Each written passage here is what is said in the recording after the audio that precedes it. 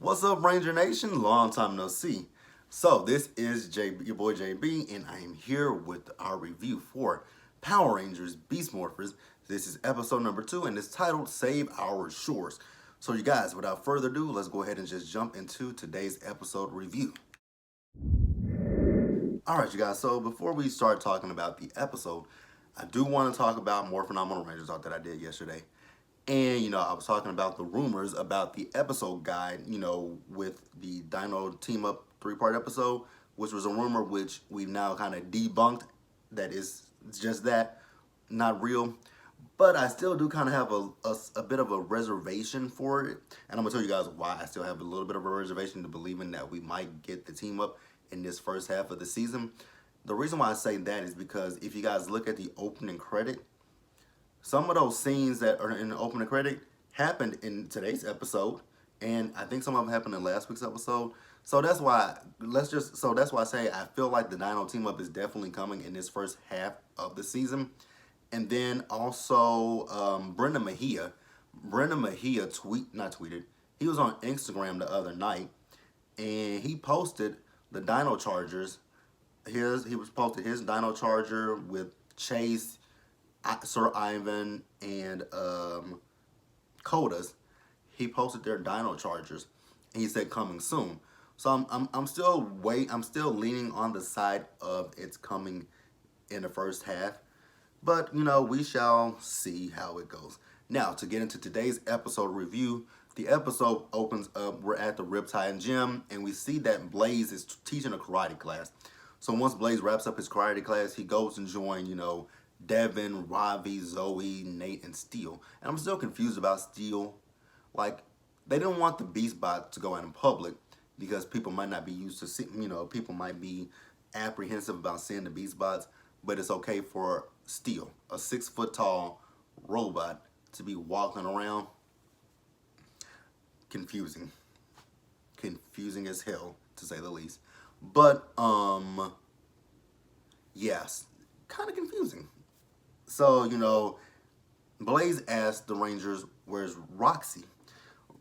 Ravi says that, she's working with her aunt at Collins something, and Steel says whatever the name of the place is, and we see on the news that that company that Aunt Regina has, they are on the shores cleaning up the trash that's, on the shore. And so then they see it, so they decide, hey, let's go help Roxy. So they all go to help, and then they're cleaning up, and then there's a woman that comes up and tells them that there's a turtle that that needs their help. So they go over there where a turtle is. At first I thought that was a CGI turtle. I still think that was a CGI turtle. I'm not 100% positive if it was or it wasn't, but it just looks CGI to me. So then Zoe is like, well, how about we take it back to the Coral Harbor Marine Center? You guys know I worked there during the summer. So how about we just take it there? So, they do that. So let's stop right here and let's just keep going. All right, so I'm not entirely we know that Skrull and Evox, they're not in a cyber dimension. They are hiding in another dimension. They never actually showed Evox's second form this episode, but we all do know, we saw from the trailer at Toy Fair that Skrull and Evox, not Skrull, but Evox and Mary Daniels are one and the same person.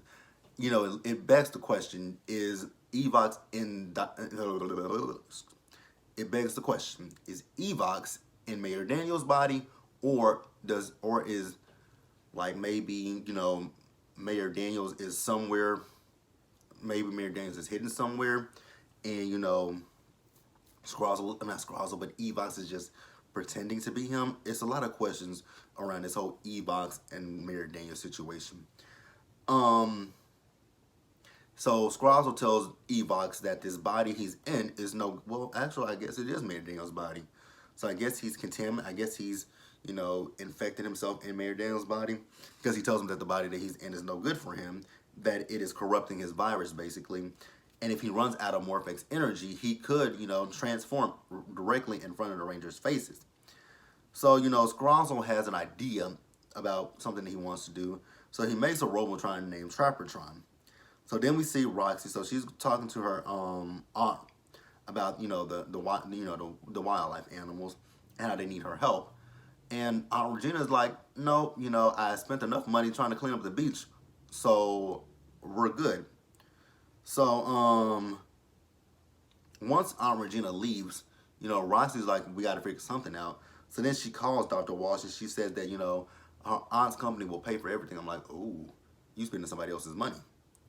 So then we do see that Trappertron shows up and he traps both Blaze and Roxy into one of the traps. So this is leading to Scrozzles playing this episode. So let's move on, you guys. All right, you guys. So the Rangers, they did, we saw Zoe. She called for help. The Rangers did show up to help her. So, Nate, he was trying to figure out a way to get Roxy and Blaze out of the trap. Now, when we saw, we knew that Blaze was coming to Beast Morphers Season 2. I'd always been wondering, I'm like, how are they going to make this happen? Are they going to kidnap the real Blaze and Roxy and siphon energy from them? Well, no. Squirrels are just, like I said, he scanned those two. And so he's going to, I guess, put their information into a robot. Don't know that information yet. But, were. Yeah, so the Rangers, so everyone else went after Trappertron. They were battling Trappertron and the Tronics. What else? So yeah, Devin, Steele, and Zoe, they battled Trappertron and they destroyed Trappertron. Now before they destroyed Trappertron, Nate called on Robbie to come help him, use his gorilla strength to free, Blaze and Roxy, which he did. He went and helped him to free those two. Now here's the thing. Here's one thing that I do definitely want to point out in this episode. I thought they did it seamlessly and effortlessly. So the switch between Sentai footage and US footage, absolutely they do a fantastic job with it. I can definitely tell when they switch, but it's done so well that it's like, damn, they just switched from Beast Morphers footage to Go Busters footage. You guys, I have never watched Go Busters. I feel like I need to go back and watch Go Busters. If any of you guys out there have watched Go Busters, tell me, should I go watch Go Busters? Because I tried to watch it a few months ago, but I ain't gonna say I wasn't into it. It's just actually I can't really say what it was that why I didn't finish watching it, because I did start it, I just didn't finish it. I guess it's kind of like with Ryu Soldier. I started watching Ryu Soldier and I can't finish that, and I probably never will finish Ryu Soldier. I just go off of Adam. Shout out to my boy Adam. So then we see over in whatever dimension that Scrozzle and Evox are in. So he has two robots and he transforms them into Robo Roxy and Robo Blaze. And so basically those two still have the memories of the last encounters that they have, because Robo Roxy is like, but the Blue Ranger he recently destroyed me. And he was like, yeah, but you still have your memories. I'm like, oh, pretty cool, I guess you could say. That sure is pretty cool. But let's move on, you guys. All right, you guys. So then over at the Marine Center, so, they found out that, Aunt Regina is footing this whole operation. And Zoe's like, but the last time we saw her, she said no. And Roxy is just, all sitting around. And I'm like, Roxy, you might want to say something, So then Aunt Regina shows up and she's like, what the hell is going on? Like, I didn't okay this. I ain't get none of this stuff going on. What the hell is going on? And Roxy's like, well, Aunt Regina, it was me who did it. Like, we got to be accountable for our actions. And I agree with that. And then, the woman that came before and told them about the one turtle, she comes to tell them about another turtle that they found. And Aunt Regina goes over there with them. And she sees the turtle is in bad shape. And, her heartstrings are tugged at by the turtle. So she says, you know what? You're right. Whatever it costs, money's not an option. Take care of it. I actually thought that was a good thing that she said take care of it. I really didn't. I'm not into marine life like that, but we don't want to destroy our ecosystem. So, I'm cool with it. But let's move on, you guys. All right, so while they're doing that, the Rangers did get a call from, actually, we didn't see Commander Shaw, so I'm assuming it was Commander Shaw, someone at Grid Battle Force to call them. So they show up to, where, the attack is going on, and it's a bunch of Tronics. They didn't see any Robotrons, and they were like, there's no Robotrons here. And they are introduced to none other than Robo Blaze and Robo Roxy, who are in maroon and, well, purple, and I think that's maroon. I'm not sure what color that was. And, they start to battle with those two. So then, at first, they, Robo Roxy and Robo Blaze giving it to him. I'm like, uh-oh, the Rangers finna get their asses beat. And, Devin calls on the Beast X Ultra Blaster. And when he calls on the blaster, they aim and fire. And it destroys Robo Roxy and Robo Blaze and the Tronics. I'm like, wow, that was anticlimactic. It really was anticlimactic, to be quite honest with you. Like, what?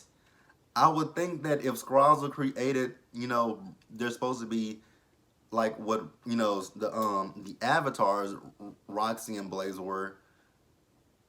Well, never mind, because I mean those two ran away in battle quite often, but I mean they were never. It took a whole season to defeat those two, so I was just thoroughly confused as to how they destroyed the robots in seconds, might I add. But I'm not complaining. I'm really not complaining, but I just thought that was rather funny that they just defeated the robots in no time. A blast from the blasters, boom, and they're gone. So, so then we do see in the cyber, wherever they are, it's not the cyber dimension, but wherever they are, we do see that Scrazzo has another set of Robo Roxy and Robo Blaze, and he says that each time that they're destroyed, that machine that created them will make another copy of them. I'm like, oh, so you got that many copies? Because I'm pretty sure the Rangers are going to destroy them multiple times in this season, but go for it. If you got the technology to do it, I'm not knocking you, Scrazzo. So then Commander Shaw does call on the Rangers. She tells them that the Gigadrone is in the city.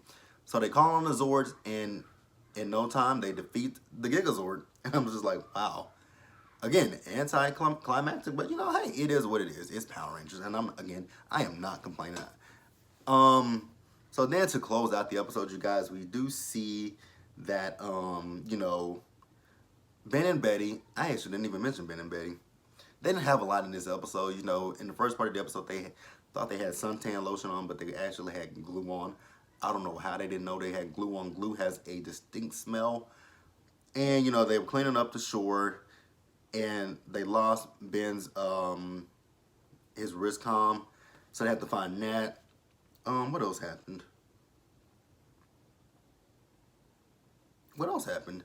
I forgot. I actually did forget what happened at the end of the episode besides Ben and Betty. I think that was mostly it. I know that the Rangers told Blaze and Roxy about Scrazzo making copies of them, and they don't think that's the end of it, which I'm glad they don't think that that's the end of it. But you guys, that was this week's episode of Power Rangers Beast Morphers. So, like this video, leave your comments, subscribe to the channel, hit that bell notification button so you guys know when I drop anything else Power Rangers related. And I will see you guys later.